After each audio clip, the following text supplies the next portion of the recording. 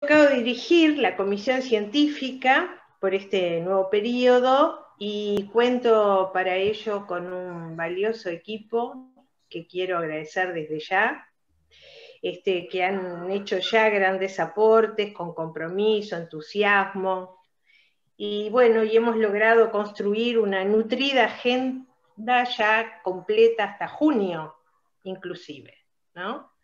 Una agenda que apuesta al pluralismo, a la internacionalización de los intercambios, que procura incluir problemas de la agenda pública y que contempla el diálogo con otras instituciones y disciplinas también de nuestro medio. Por supuesto, puede ser obvio, pero seguiremos, lo voy a decir, seguiremos por lo menos todo este semestre por vía Zoom exclusiva, ¿no? Si en el segundo semestre o en el siguiente, cuando sea, pudiéramos retomar la presencialidad, de todas maneras es nuestra intención y la intención de la directiva mantener un sistema mixto, de manera que haya compañeros de la asociación y también colegas que están en otros lugares del interior o en otros países que puedan mantener y que puedan estar conectados. Y que vamos a tratar de mantener el Zoom como algo que, bueno, que quedó de acá en más.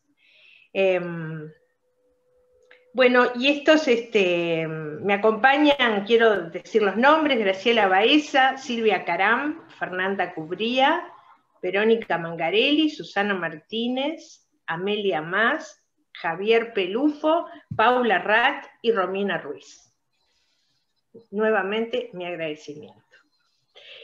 Hemos organizado la actividad científica, por lo menos hasta junio hemos podido hacerlo, en base a miniciclos reverberantes, en el sentido de que algunas temáticas serán abordadas en más de un semestre, ¿no? En más de un miniciclo.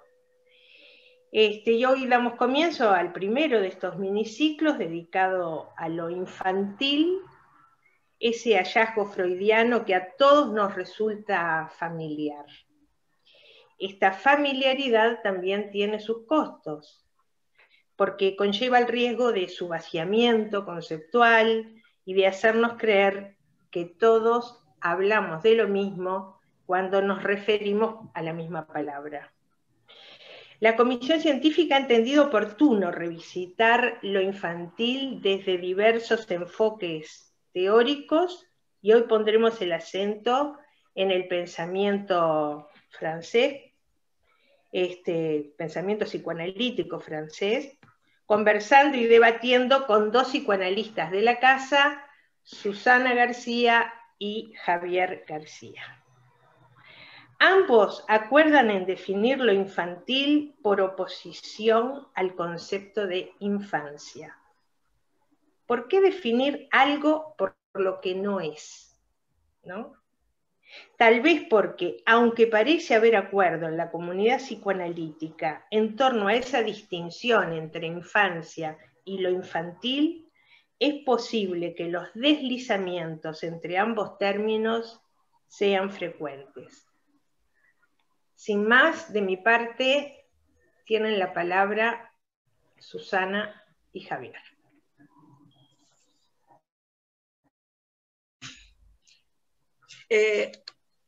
Javier pensó que tenía que empezar yo, como corresponde a la generación que me pertenece. Él es más joven, pero las damas primero, ¿no? Igual, y pensamos, tal vez veremos cómo funciona, pensamos que era mejor enviar las reflexiones nuestras, que ustedes las hayan leído, y más bien después lo que hacer nosotros acá, pero ustedes verán, preguntarán es, bueno, ¿cuáles son los acuerdos que tenemos, si tenemos, y cuáles son las discrepancias que tenemos, si tenemos? Porque nos parecía que era más rico que leer los trabajos. Pero si necesitan aclaración respecto de los trabajos respectivos, la piden, ¿no? Entonces, yo voy a empezar, no sé, Javier, ¿qué te parece? Esta era la idea, ¿verdad? Sí, de acuerdo. Tómate tu tiempo, hablar lo que quieras y después yo, y largamos la discusión después. ¿No? Esa, está. Yo voy a empezar por los acuerdos bueno, primero tengo que empezar por agradecer a la directora científica, a la comisión científica de APU, esta invitación elemental que tengo que empezar. Muchas gracias por eso y por compartir con Javier esta tarea, ¿no? Y quería empezar por los acuerdos, ¿no? Porque me parece,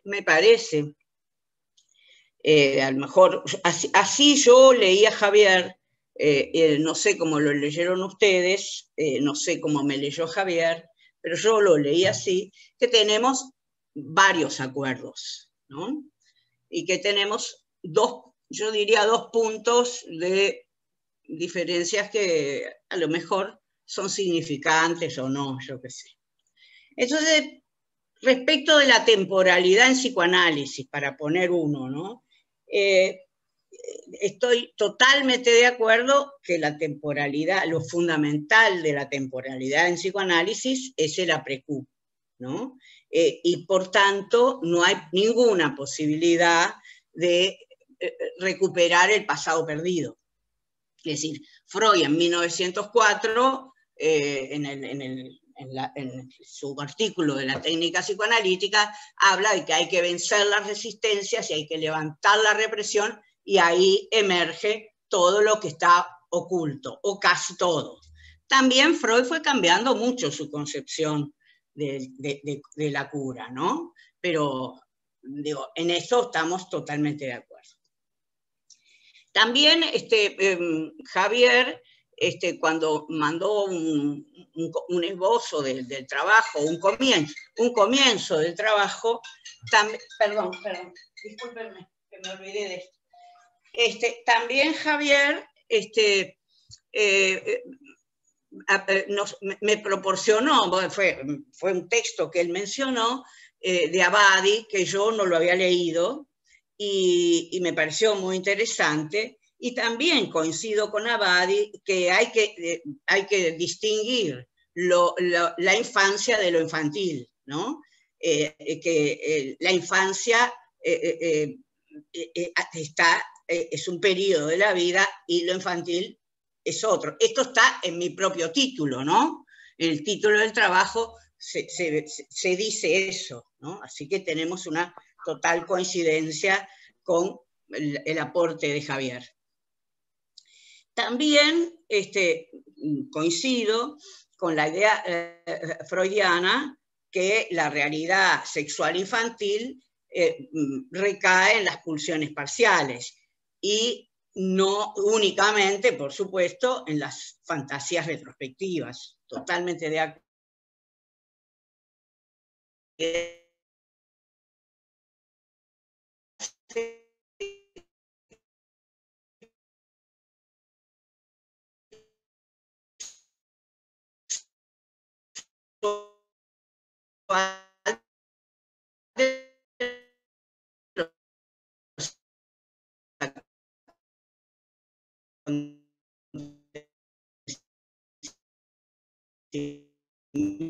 En transferencia, ¿no?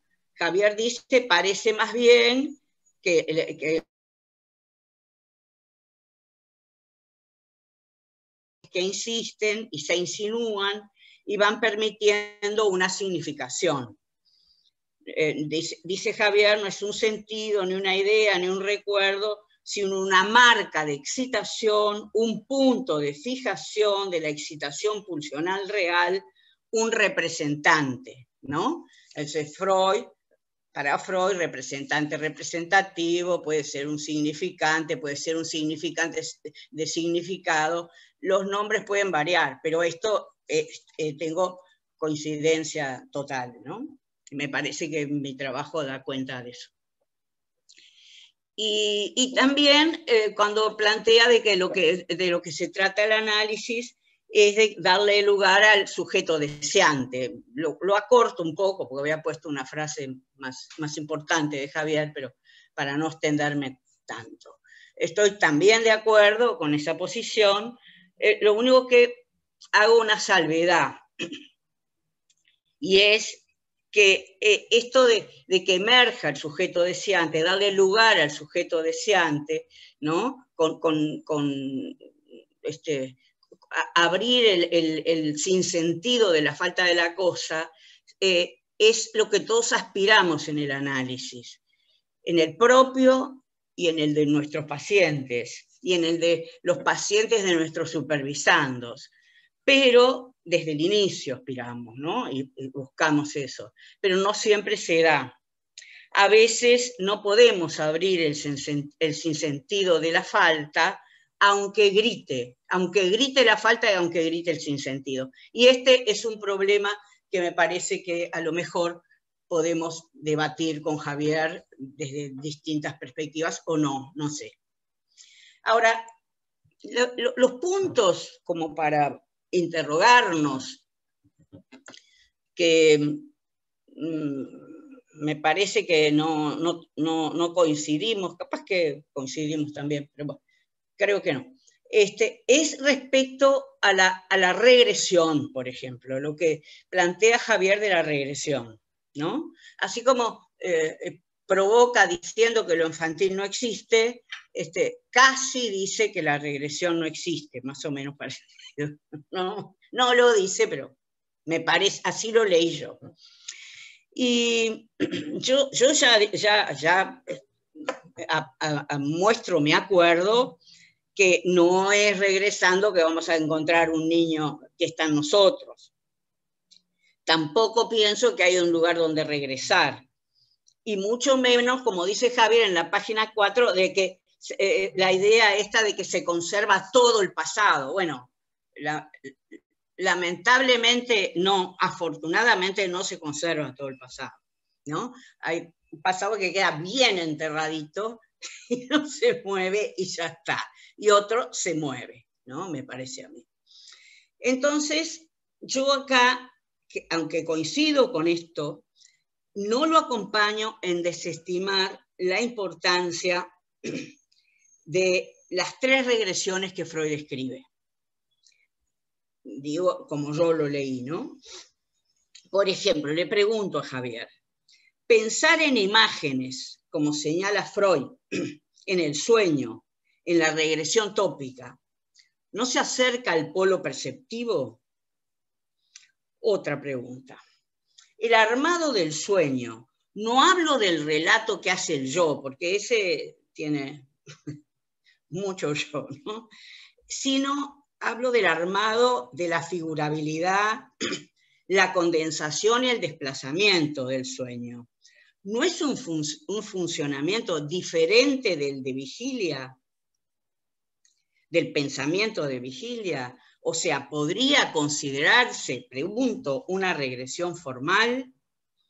Y la regresión temporal, que es la última que habla Freud, que para Laplanche es determinante y condensa las otras 2.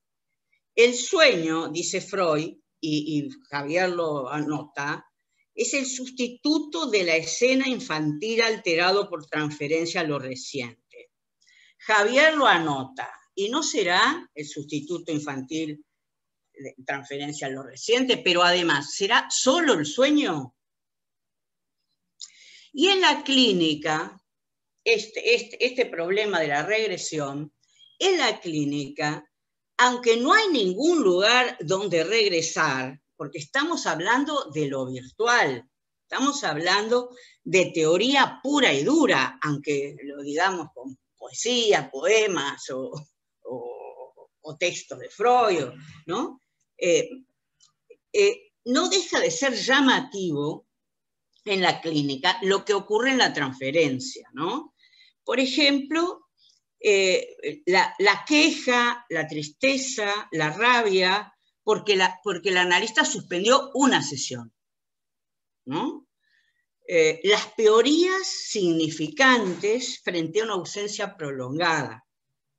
Los síntomas somáticos y los actos graves coincidentes con las interrupciones del espacio analítico. Me pregunto, ¿son solo demandas histéricas? ¿O hay un reverberar de huellas, nunca transcriptas a palabra, con fallas en la represión primaria y secundaria, que estaban ocultas, pero sostenidas por la transferencia que tiene ese lado, como dice Javier, de afecto, pero también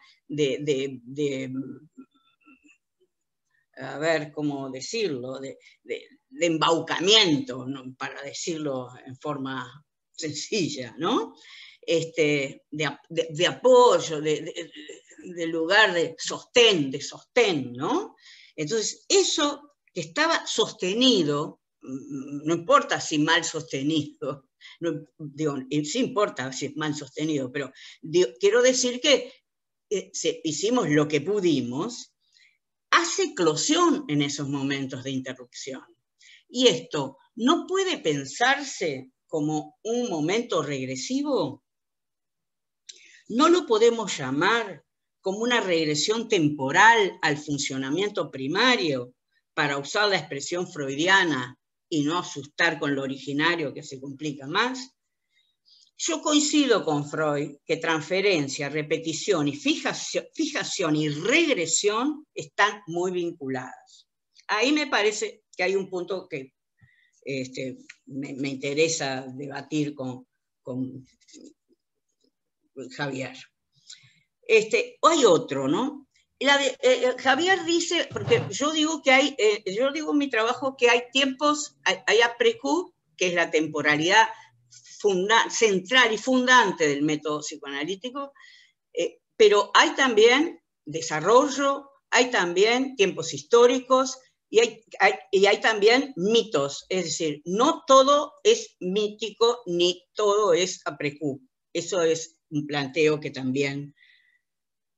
Entonces, cuando Javier dice que esa demanda de amor idealizado va dirigida al gran otro, que no tengo problema en aceptar su modo de decir, amor prohibido, donde el paciente se ofrece como objeto de amor,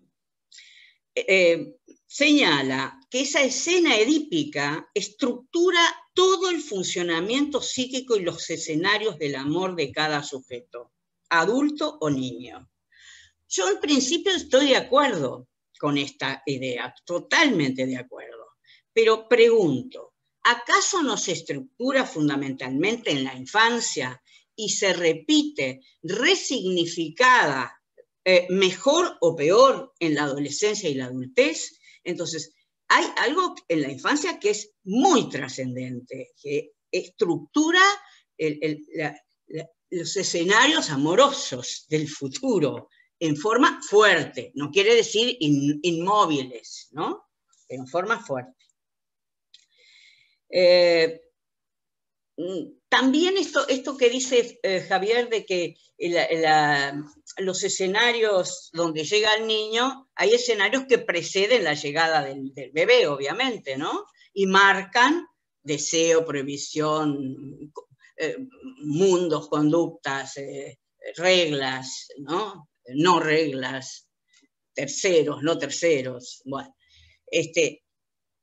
Y Javier dice, más allá de que el niño lo transite como drama edípico unos años más tarde, totalmente de acuerdo.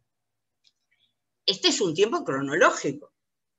O sea, digo esto porque si solo ponemos el énfasis en el après-coup, que es central, no lo desestimo en absoluto, nos perdemos... ¿Pasa algo?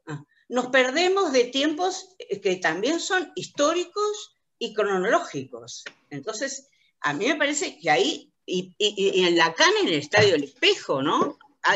habla de tiempos cronológicos, ¿no? Otro punto. La paradoja de que el niño es el falo de la madre antes de entrar en la fase fálica. Podría pensarse, como lo hace Laplanche, por los mensajes implantados o intromisionantes de la madre que sí atravesó la fase fálica y que además se reactiva en esa intensa experiencia que constituye el embarazo y el parto, así como su propio desamparo ante esa situación.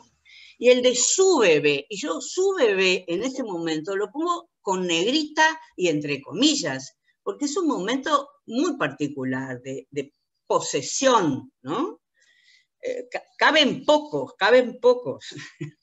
que también vive el desamparo y una imperiosa necesidad del otro.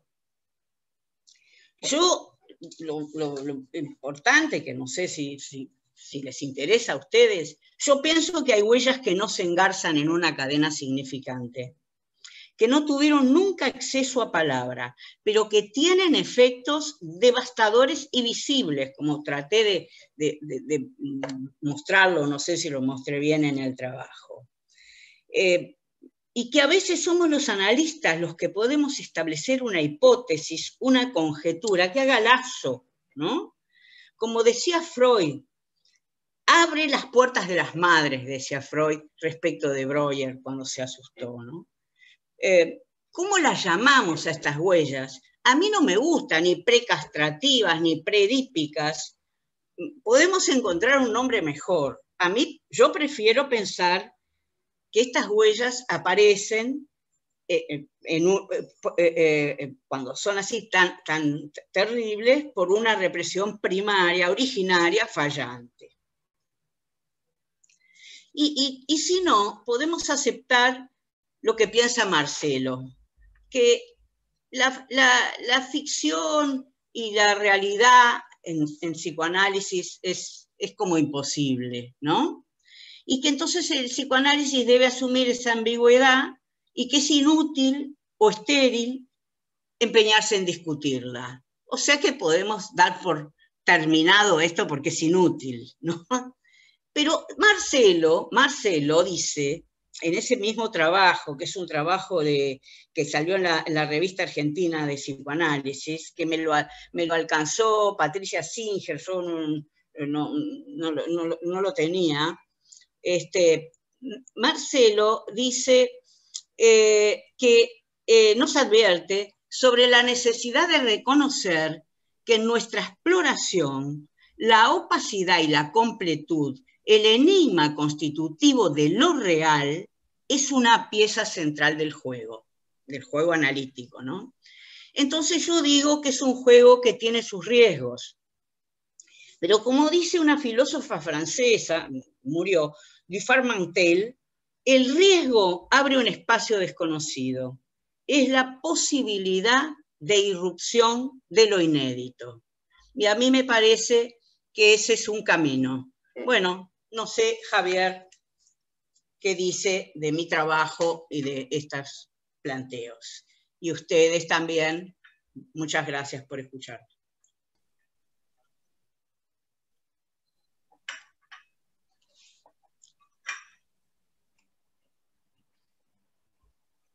Bueno,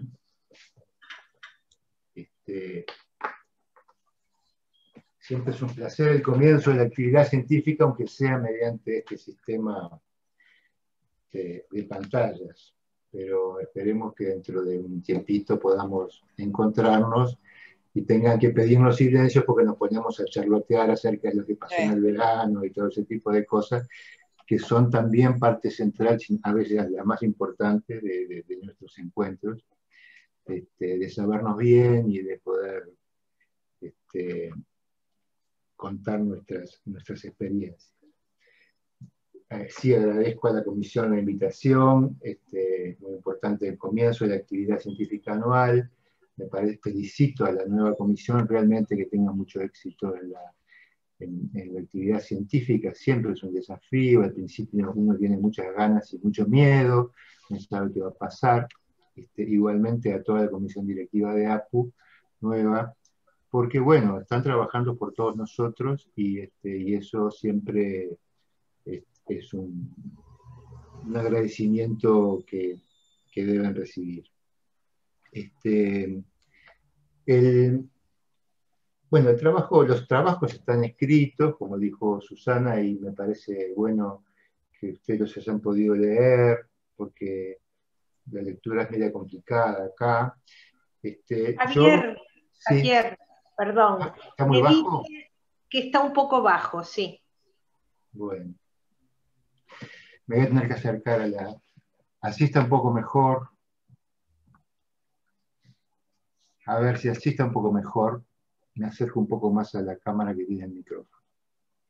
Este, el, yo lo que intenté plantear, como lo digo ahí, es como una cierta caricatura para generar el espacio de discusión y cuestionamiento, porque si no se hace eso, nosotros disponemos siempre, como todas las disciplinas, ciertos preconceptos previos que es muy difícil cuestionarlos, es como que damos por sabido. Este, y entonces me pareció necesario introducir esta caricatura, sería decir, bueno, frente a algo que es absolutamente obvio, que todo el mundo dice, bueno, el infantil, el psicoanálisis es justamente el aporte, en fin, plantear algo disruptivo en el sentido de poder abrir preguntas sobre ese tema. Yo tengo, digamos, sobre eso tengo como dos planos. Uno, el plano de la preocupación clínica, y otro el plano de la discusión teórica, ¿no? En el plano de la preocupación clínica, claro, voy a, ya que estoy hablando ahora y no escribiendo y ustedes ya leyeron el texto, a decir de antemano que yo creo que hay una infancia, eso lo dije allí, y creo que lo infantil en psicoanálisis, en mi opinión, tiene que ver con el concepto de infancia, es decir, el que no dispone del lenguaje. Y lo que cuestiono en el texto, que es lo que me importa cuestionar, es el imaginario de lo infantil, ¿no? Como todas las disciplinas, nosotros tenemos muchas imágenes y hay una idea que de ese niño que tenemos adentro, encontrarnos con el niño que tenemos adentro, la posibilidad de funcionar como si fuéramos un niño, es porque en algún lugar hay como una ilusión de que es posible regresar a algún lugar donde ese niño está, o ese funcionamiento se conserva, o donde el recuerdo exacto de lo que pasó se mantiene, porque también Freud oscilaba acerca del inconsciente como un lugar donde se podía mantener pues, no solamente todos los recuerdos de la infancia, sino de la historia de la humanidad, de alguna forma, del hombre, ¿no? Y es frente a eso que yo planteo la discusión. Este, por eso tomo el concepto de regresión, que es un concepto, por supuesto, que da un montón de luz. Freud lo utiliza y nos acerca muchas, muchas ideas que antes no estaban. Y además cuando distingue en la interpretación de los sueños en las tres formas de regresión, aunque él dice que es muy difícil separarlas en la práctica, ¿no? La libidinal temporal, o sea, volver a una etapa del desarrollo libidinal anterior, a otro momento del tiempo erógeno, la tópica, o sea, sería un lapsus, ¿no? Sería el inconsciente aparece de golpe, es la regresión tópica, y la formal, que sería nuestro yo funciona como el yo de un niño, por ejemplo. El paciente se arrolla todo, se pone en la esquina del consultorio todo arrolladito como un feto, y uno dice, bueno, hay una regresión formal. Cuando me acuesto a dormir y me desentiendo de todos los estímulos externos y me desvisto y me acurruco de alguna forma, también hago una regresión formal, y después si sueño tengo una regresión tópica. Ahí se ve como hay elementos que se juntan, es muy difícil separarlos. Ahora, la idea de regresión en Freud tiene ese punto que es el punto de fijación, como va hacia dónde, un punto de fijación. Ese punto de fijación, si bien puede aparecer como un recuerdo, como un momento anterior, en realidad nosotros sabemos, porque él lo dice, que es un lugar donde la libido se fija a un representante, ¿no? Un punto de fijación es eso, es un lugar donde la pulsión parcial se fija a un representante, y esa fijación se da a través de una experiencia con otro, no se da a través de una fantasía o lo que fuere, sino que hay una experiencia que se transforma en una fijación. En última instancia, ustedes van a ver que este concepto es prácticamente el concepto de represión primaria. Es decir, la excitación pulsional, hay algo del race, de la excitación real, que tomando algunos conceptos posteriores de Lacan, podríamos decir lo real de la pulsión, se une a un significante, a un representante representativo, ¿no? En ese momento se produce como un engarce y la energía queda fijada a un significante. Es a partir de ese momento que se crea inconsciente, dice Freud. La represión originaria es la forma de crear inconsciente. Y en el momento que se crea inconsciente, se genera una división, porque es la entrada a la estructura simbólica, o sea, la entrada al lugar del representante representativo, y la pérdida de la cosa misma, que nunca se tuvo, pero bueno. Es decir, entramos a un mundo de alienación a través del lenguaje, que es el concepto de represión original. En mi opinión, en el psiquismo lo que hay es eso, lo que no pasa por esa situación, en mi opinión, no existe. Es cierto, en Freud hay otros elementos, sobre todo en la segunda tópica, ¿no? Que uno lo ve, el ello que está ahí metido en un agujero al fondo del huevo, ¿no? Que se va hacia, uno no sabe dónde, pero a veces se dice hacia el soma, que el soma no necesariamente es lo biológico, porque eso es otra disciplina. El soma puede tener que ver con esta idea de lo real, algo se va a lo real allí, y que no queda, el aparato es un aparato como perforado, es un aparato que no contiene todo, y por lo tanto yo discuto el concepto de trastorno de la simbolización porque es un concepto que dice la simbolización no es normal, ha salido de la normalidad, trastorno, ¿no?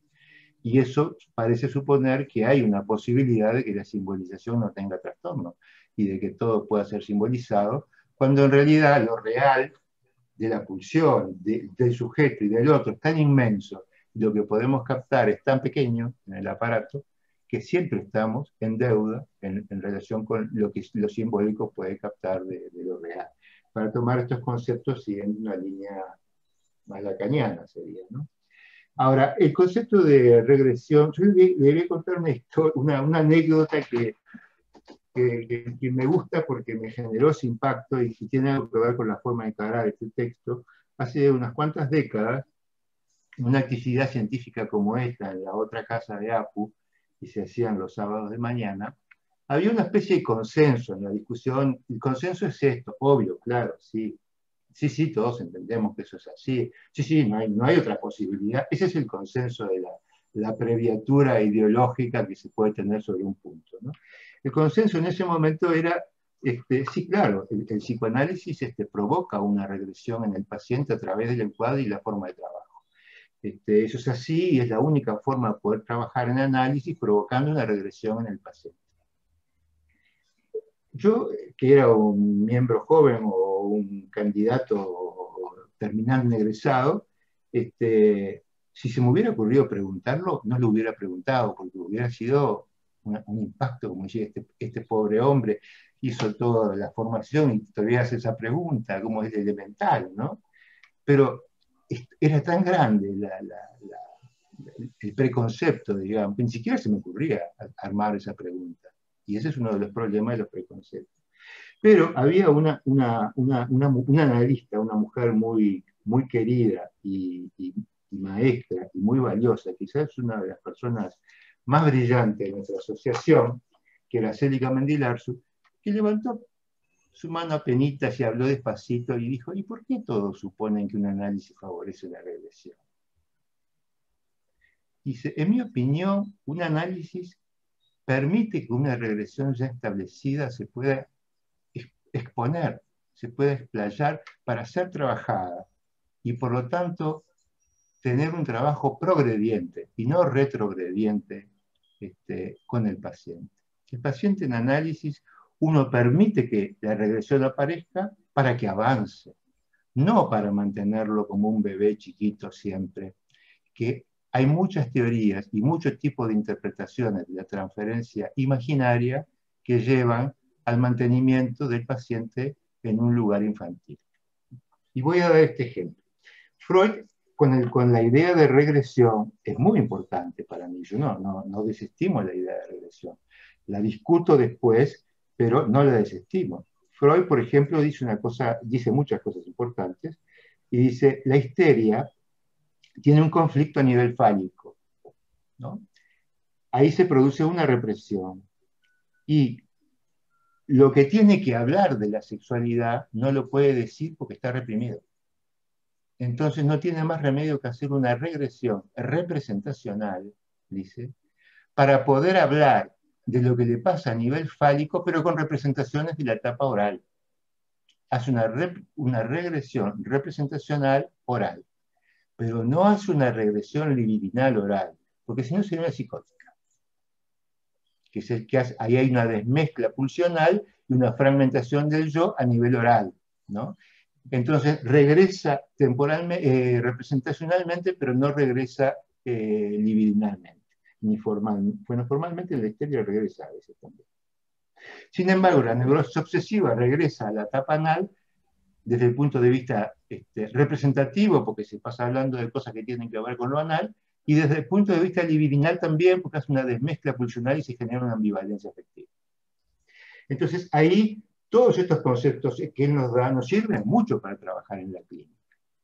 Ahora, el problema es cuando uno escucha la regresión oral histérica, la demanda oral, ¿no? Y lo entiende como una demanda materna, preedípica, porque lo que está necesitando es una madre buena que le dé algo. Esto sería responder a la demanda oral en términos de la regresión y mantenerla en el punto regresivo. Yo pienso que esto, lo han dicho algún otro autor, es lo que hace que un paciente haga un acting out.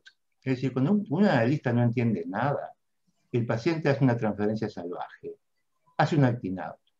Porque ella no está pidiendo una madre buena, eso de ninguna manera lo está pidiendo. Está pidiendo otra cosa que lo tiene prohibido manifestar de otra forma, y somos nosotros que tenemos que poder trabajarlo a los efectos de que aparezca en ese registro fálico-genital donde está situada la represión.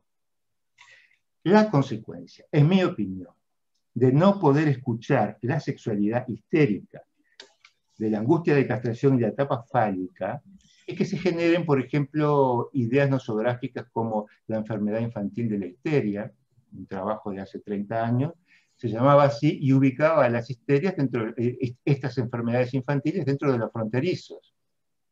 O se lo plantee como algo arcaico de una neurosis grave, o graves son obviamente, pero por el lado regresivo, o se lo plantee como una posibilidad de una psicosis. Entonces, no era la idea de Freud, y me parece muy interesante la idea de Freud, porque además ahí uno mantiene a la sexualidad y la represión de la sexualidad como el núcleo de la cosa, y el Edipo como el núcleo de la cosa, ¿no? Lo sostiene frente al aplastamiento que la cultura misma realiza sobre la sexualidad y el Edipo. Y Freud, cuando se refería a las regresiones de la histeria, no solamente decía que eran orales, sino que además, en el trabajo ese que apareció en la valija de Ferenczi, sobre las neurosis de transferencia, decía, la histeria regresa hasta un punto donde no hay diferenciación psique-soma. Es decir, que pone el grado de regresión de la histeria hasta un punto increíblemente temprano, ¿no? Entonces, ¿cuál es el tema? Obviamente que yo estoy de acuerdo con este concepto freudiano, pero en realidad la histeria no regresa a ningún lugar, ni nosotros regresamos a ningún lugar porque no existe el lugar de lo infantil. Lo que tenemos son huellas, que no son de antes, que son de ahora. Esto lo dijo Susana también y yo creo que coincidimos en ese punto.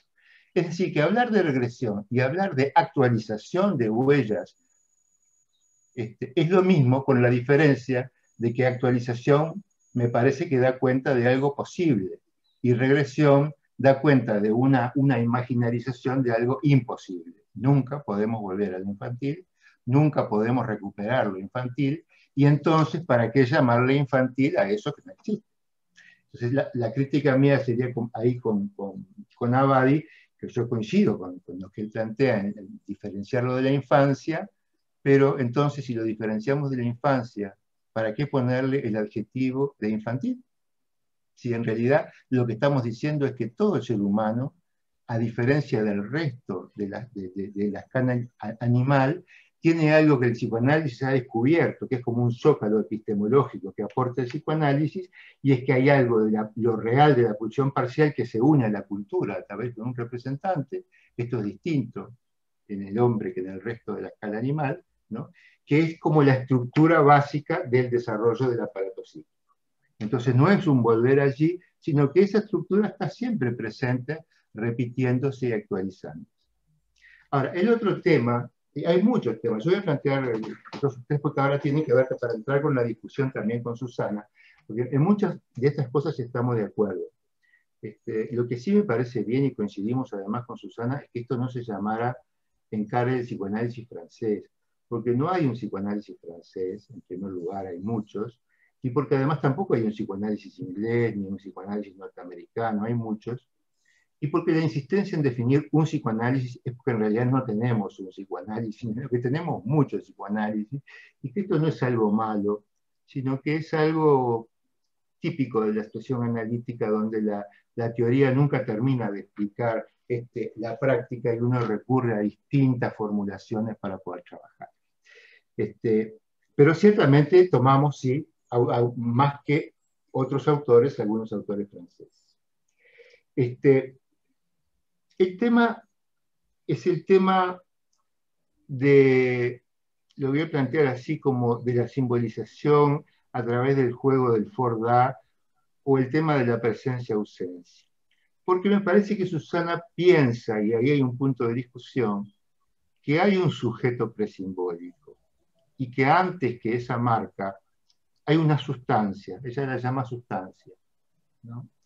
Y esto tiene que ver con el pensamiento de algunos autores, que no sé si es exactamente así que lo piensa Susana, después me lo decís Susana, pero hay algunos autores que ustedes conocen, que acá se leen mucho y se lee mucho también en Lyon, que dice que hay un sujeto presimbólico, cosa que a mí me parece que es imposible, porque los sujetos, tanto social como psíquico, son efectos de lo simbólico, y que tiene que ver con una sustancia anterior de algo prelingüístico, ¿no?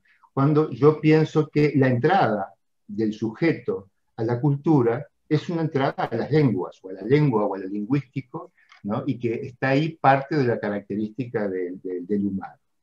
Entonces, hay una forma en donde el pensamiento lógico, el logos y el cronos, siguen siendo, ocupando como el lugar de la precu, ¿no? Cuando uno piensa, por ejemplo, que no puede haber ausencia sin presencia. Es un pensamiento lógico, racional, kantiano, digamos, del pensamiento consciente. Es decir, si hay algo que no está, es porque estuvo y se perdió. Ese sería el pensamiento, ¿no? Entonces me parece que es ahí donde también el psicoanálisis establece una diferencia importante. Yo creo que hay una ausencia lógicamente anterior, y que esa ausencia no es de objeto, porque también estamos muy implicados con la teoría de las relaciones de objeto, que la damos por un hecho, sino que esto tiene que ver con el desamparo. Y no tiene que ver con el desamparo biológico y neuropsicológico, que también existen, pero que existen gradualmente en otros animales también. De repente necesitan menos tiempo de apoyo de madre y de padre o de madre para poder lanzarse a la vida, pero también tienen un tiempo después del nacimiento que necesitan de otros para poder sobrevivir, igual que el bebé. Yo creo que el desamparo del bebé, que al psicoanálisis le compete, sin decir que no existan otros, es la falta. Es el infans, es la falta de significante. Es la falta de lenguaje. Lo que falta es el significante, falta el lenguaje.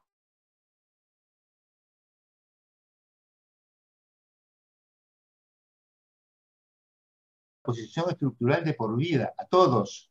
Y es que nos dirigimos a otro, para que desde ahí retorne algo de la significación. Ese sería el concepto de après-coup. Ustedes saben que si bien Freud utilizó la Anastragis, que es mucho antes que Lacan, obviamente, el que le dio el sentido de après-coup, ¿no? No de efecto diferido, sino de resignificación, lo retoma Lacan en la lectura que hace de Freud. Y Lacan lo retoma por esta posición que solamente el humano tiene, porque usa el lenguaje y porque está en la cultura y porque llega al mundo sin significante y queda en un grito en posición de demanda al otro para que desde allí venga la significación. Eso además es la estructura del encuadre analítico. Esa es la situación de la transferencia. El paciente viene y queda demandando, se dirige como si el analista fuera el gran otro y vuelve sobre sí mismo. Entonces me parece que allí hay también una diferencia conceptual en donde yo pienso que es la insuficiencia de lo simbólico como faltante lo que es algo determinante de lo humano y que el aparato psíquico nunca puede tener más que un poquitito de lo real, de la pulsión parcial del sujeto y del otro, porque en realidad la teoría del trauma de Freud, tenemos que ver, sigue existiendo, pero con esta doble vertiente.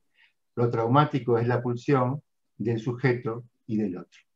Me parece que este es el aporte que hace Lacan en el siglo pasado, que es la introducción del otro, después Laplace lo va a seguir desarrollando en otro sentido, pero también con la prioridad del otro, pero me parece que eso es lo que marca es una ubicación del sujeto en relación al otro y que la significación viene desde afuera, ¿no? De la misma forma que la identificación también viene desde afuera.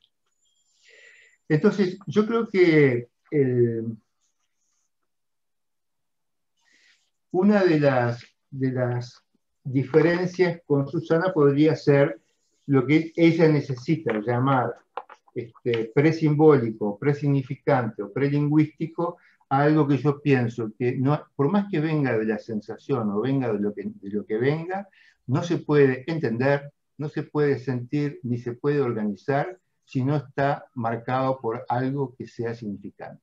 Porque es lo único, un niño puede mirar el mundo y de repente ver luces, ver cosas que están en continuidad, pero para organizar la Gestalt, para que cada marca tenga su cierta relación con otra cosa, es porque adquiere una relación significante entre sí esas cosas, ¿no? Para ir a las preguntas de Susana y después vamos a la discusión general. Pensar en imágenes se acerca al polo perceptivo, sin duda, yo estoy de acuerdo. La imagen no es separada de la estructura simbólica. Si yo no organizo simbólicamente una imagen, no la puedo ver ni describir. Yo no podría decir, estoy frente a una pantalla, que es una imagen, donde veo una serie de figuras que reconozco, si no tengo elementos simbólicos que permitan organizar esa imagen. Si no, estaría confundiendo el borde de la pantalla de la computadora con la pared que está detrás. No podría armar la estructura de una Gestalt en la pantalla, ni podría entender por qué están allí y los iría a buscar. Diría, uy, ¿qué les pasa a mis compañeros? Están todos chiquitos, por ejemplo. Es decir, para poder entender la imagen tiene estructura simbólica. Por eso pienso que se va hacia el polo perceptivo, pero ese polo perceptivo está lleno de marcas simbólicas, ¿no? En el trabajo del sueño, claro que sí, hay una regresión formal y hay una regresión tópica. Freud lo dice claramente, si se mezclan ahí, las dos son muy fuertes, formal y tópica, ¿no? Y es un sustituto del recordar, y creo que es una de las formas que tienen las marcas, los significantes, de aparecer a través de sueños, a través de lapsus, a través de chistes, ¿no? No es que vayamos a un lugar de la vida anterior, sino que esas marcas que están ahí investidas libidinalmente reaparecen. Esto tiene que ver con el concepto de insistencia del inconsciente, o con el concepto de repetición, que Lacan ustedes vieron que lo divide en dos. La repetición no es de lo mismo, es una repetición de lo diferente, y hay una repetición que él llama autómato, que tiene que ver con el significante, y una repetición que él llama tiqué, que tiene que ver con el encuentro con lo real, traumático, que es otro tipo de repetición. Y me parece importante que existan esas descripciones, porque también las separa de la transferencia. El concepto de repetición es muy importante, pero también es muy confuso. Si las quejas son solo de los histéricos, bueno, a decir verdad, la demanda es una posición bastante histérica, ¿no? Pero no son solo, es algo, la posición desde el lado de la demanda me parece que es una posición del humano en relación al otro, ¿no? No creo que hay huellas que no son transcriptas en palabras, pero no que no sean significantes. ¿Que no sean? Significantes. Un significante, a veces se piensa que un significante es como una palabra, pero no tiene nada que ver. Un significante, primero, no es un concepto, es algo material, es el sonido, no es lo que yo digo, es la entonación, es el sonido, el significante es el rastro que está marcado en la madera, en la roca. O sea, es cualquier marquita que sea capaz de significación. Y para ser capaz de significación tiene que entrar en relación con otra marquita, con otro significante. Y para que haya sujeto, ¿no? Tiene que haber algo del borramiento de la huella. Y esto creo que es importante también, porque los caballos van por la playa y dejan huellas, pero ahí no hay un lenguaje, porque haya huellas. Pero si uno ve que de repente hay huellas borradas para evitar que uno se entere que el caballo siguió por determinado lugar, entonces ahí hubo un sujeto. Entonces la huella borrada y la relación entre huellas genera la posibilidad de un sujeto simbólico, porque hay una intencionalidad simbólica y no una naturalidad de la huella. No es el signo natural, ¿no? Lo del funcionamiento primario, Susana, yo ahí yo por supuesto trabajo en la represión originaria, me parece que es un tema central en psicoanálisis, y Freud dijo una cosa que nadie leímos en su momento, en Análisis Terminable e Interminable, dijo que todo análisis, para poder terminar, necesita pasar por el trabajo de la represión originaria, y poder acabar, dijo él, pero podría ser disminuir el factor cuantitativo. Es decir, que en términos actuales yo diría que es disminuir lo real excitatorio de la pulsión no ligado a representantes a los efectos de que se dé lo que en el psicoanálisis me parece hacemos, y es que el infans se ponga a hablar. Esto me parece que pasa con adultos, con viejos y con jóvenes, que el infans se ponga a hablar. Y esto no tiene que ver con un niño, tiene que ver con algo que impide esa posibilidad del lenguaje, ¿no?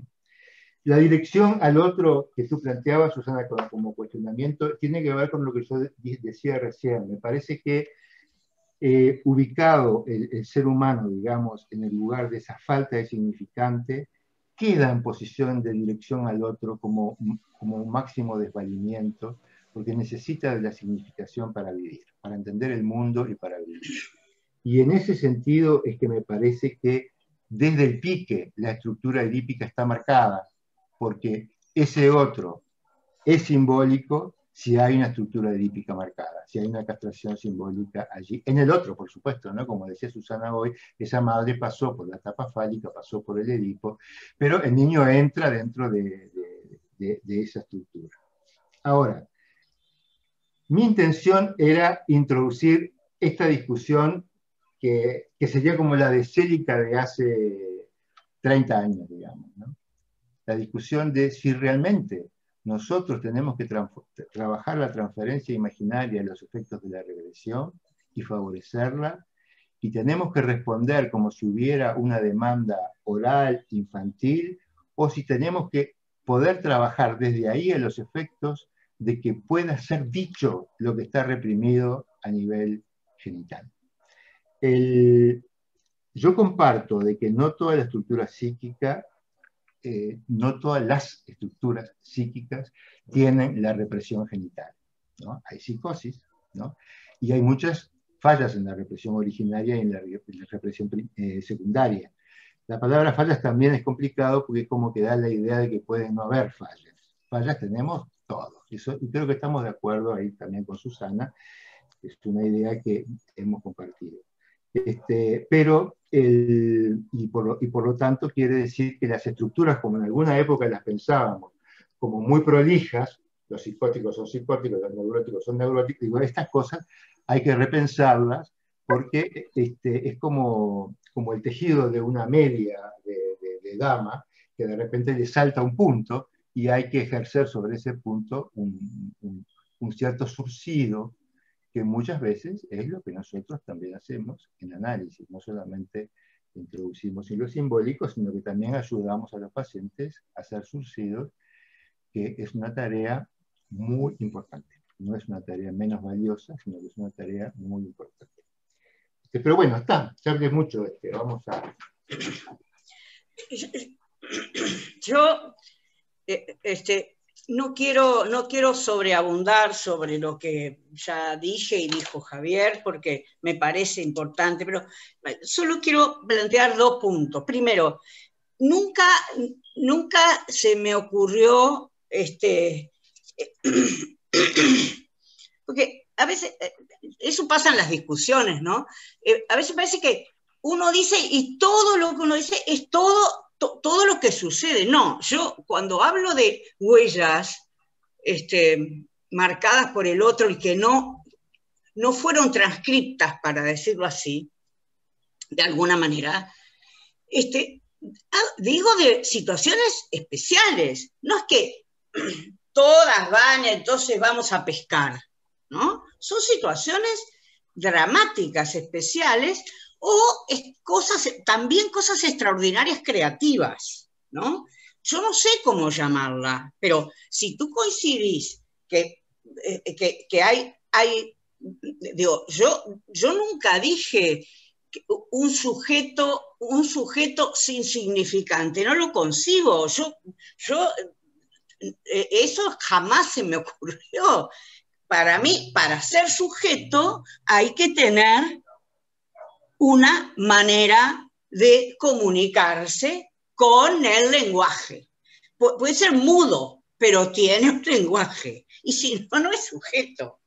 Pero lo que yo hablo es de situaciones parciales, de momentos, de situaciones trancadas en los análisis, de situaciones trancadas en nosotros. De más está decir que la neurosis es una falla en la simbolización. No, yo no me dedico a ver los pacientes kemberianos. La neurosis, la fobia, es una falla en la simbolización. Todos tenemos fallas en la simbolización, todos tenemos fobia. Eso, por supuesto. Ahora, cuando tú hablas de la histeria, ¿no? Totalmente de acuerdo. Eso sucede en la supervisión, nos sucede con los pacientes, nos podemos distraer, también la histeria nos puede seducir, porque somos humanos y nos puede seducir con su desamparo, pero indudablemente que lo que está es lo fálico, ¿no? Y la manipulación emocional, en donde también nosotros participamos como analistas, ¿no? Pero también es grave cuando le interpretamos el Edipo a una esquizofrenia, para ponerte un exceso. También es grave, ¿no? O cuando no... En general es grave interpretar el Edipo. ¿Eh? También, estoy de acuerdo. Tanta referencia. Ahora, yo sé que tú no lo decías eso del sujeto presimbólico. Claro. Pero lo afirma, lo escribe, lo tengo acá, Roussillon. Bueno. Hay un sujeto presimbólico, por eso dije... Como tú dijiste... León, ¿no? Claro. Dice eso. Pero como tú dijiste, hay mucho psicoanálisis. Claro. Como tú empezaste diciendo, ¿no? Mucho psicoanálisis. Entonces, una cosa es grave y la otra también es gravísima. Cuando no captamos que ahí hay un agujero simbólico, forclusión, como le queramos llamar, y lo rellenamos con nuestras inventivas. ¿no? Para tomarlo en tu caso, estamos discutiendo un poquito y después nos vamos. Sí, Para retomarlo en el caso de Calvino y Venecia. Por ejemplo, en ese caso, Venecia estaba como lenguaje, y estaba como significante, pero obvio. Todos los otros relatos, sin ser dicho, pero organizando todos los otros relatos. Pero obvio. Ahí está, por eso digo que obvio. ¿Y por qué te crees que lo puse? Claro, está bien. Bueno. Pero igual hay que buscar lo real de lo real. Con toda sin temeridad y con toda pasión como podamos, porque eso lo hacemos todo el tiempo. Bueno, muchas gracias, muy interesante ambos planteos, muy apasionados. Y